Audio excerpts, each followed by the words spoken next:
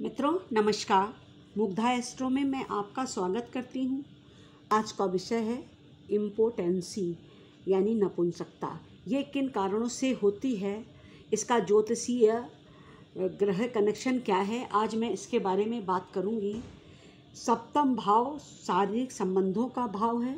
शुक्र इसका मुख्य कारक है।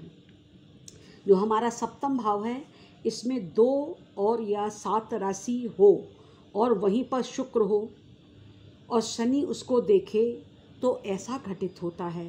फिर से समझ लीजिए, जो हमारा सप्तम भाव है यानी लगन से 7वां भाव, अगर वहाँ पर 2 या 7 नंबर लिखा है यानी शुक्र की राशि वहाँ विराजमान है और वहीं पर शुक्र बैठा भी है, इसके बाद शुक्र के ऊपर अगर शनि की दृष्टि पड़ रही है यानी शनि ऊपर लगन में बैठा है और शुक्र को देख रहा है, तो फिर ये घटित होता है। शनि के द्वारा देखे जाने पर ये दोष आ जाता है यानी इम्पोटेंसी यानी नपुंसकता होती है। दूसरा नियम में यदि शनि और बुध 10वें भाव में बैठे हैं और स्वराशि के शुक्र 7वें भाव में बैठे हैं, तो देखिए इसको भी समझें। अगर शनि और बुध 10वें भाव में बैठे हैं तो शनि की फिर पूर्ण दृष्टि 10वीं दृष्टि आएगी 7वें पर। अगर वहीं पे शुक्र बैठा हुआ है तो फिर वही घटित होगा कि शुक्र को शनि ने देख लिया यानी इम्पोटेंसी डेवलप हो जाएगी।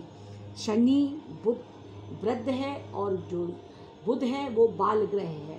शनि और बुध जब एक साथ बैठते हैं तो फिर ऐसा घटित होता है, इसमें फर्टिलिटी की कमी आती है। तीसरा नियम, विषम राशि की लगन हो, जैसे 1, 3, 5, 7, 9, 11, इन्हें विषम राशियां कहते हैं, और विषम में ही चंद्रमा हो और शुक्र भी विषम राशि में बैठा हो तब भी ऐसा घटित होता है। इसके अलावा विषम में लगन, विषम में चंद्रमा, विषम में शुक्र, ये तीनों एक साथ आएँ तो ये योग घटित होगा। शुक्र और शनि अगर 8वें भाव में बैठे हों तब भी ऐसा घटित होता है। शुक्र से 6ठे 8वें शनि बैठा हो तब भी यह नपुंसक योग बनता है। कहने का तात्पर्य यह है कि जो शनि है अगर शुक्र को कहीं से देखेगा 7वीं पूर्ण दृष्टि से, 6, 8 यानी शत्रुता की दृष्टि से, और जो उसकी 3 दृष्टियां हैं तृतीय, सप्तम, दशम, इस दृष्टि से अगर शुक्र को देख लेता है, शुक्र 7वें में मौजूद है और शुक्र की राशियां वहाँ हैं, इसके अतिरिक्त बुध और शनि एक साथ बैठे हैं और शनि की दृष्टि आ रही है, तो फिर योग घटित होता है। और इसके अतिरिक्त जो विषम राशियाँ जिसके बारे में मैंने आपको बताया, अगर विषम में ही लगन चली जाए, विषम में ही चंद्रमा चला जाए और विषम में ही शुक्र चला जाए तो फिर ये योग घटित होता है। ऐसा बहुत सी कुंडली में देखा गया है।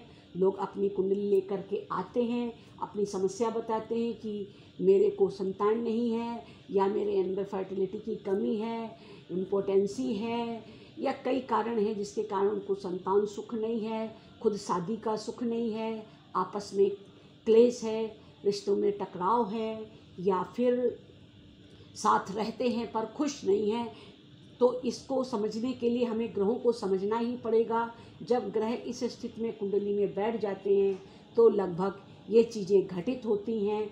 अगर किसी कुंडली में ऐसा दोष बन रहा है तो शादी करते समय ज़रा ध्यान से कुंडली का मिलान करें, और यदि शादी हो गई है तो फिर अपने को संभालें, सावधान हो, या जो अत्याधुनिक पद्धतियां हैं जिनसे हम लाभ ले सकते हैं उन पद्धतियों का अपनाएं, पालन करें। ऐसा लोग कर भी रहे हैं जिनके साथ ये समस्याएं आ रही हैं कि उनको संतान सुख नहीं मिल रहा या किसी प्रकार के अन्य कोई कष्ट हैं, तो वो ट्रीटमेंट के द्वारा वो खुशी प्राप्त भी कर रहे हैं।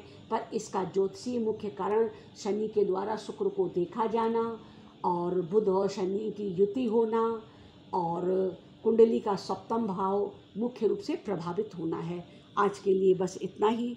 आगे फिर मिलेंगे किसी एक नए टॉपिक के साथ। तब तक के लिए प्रणाम।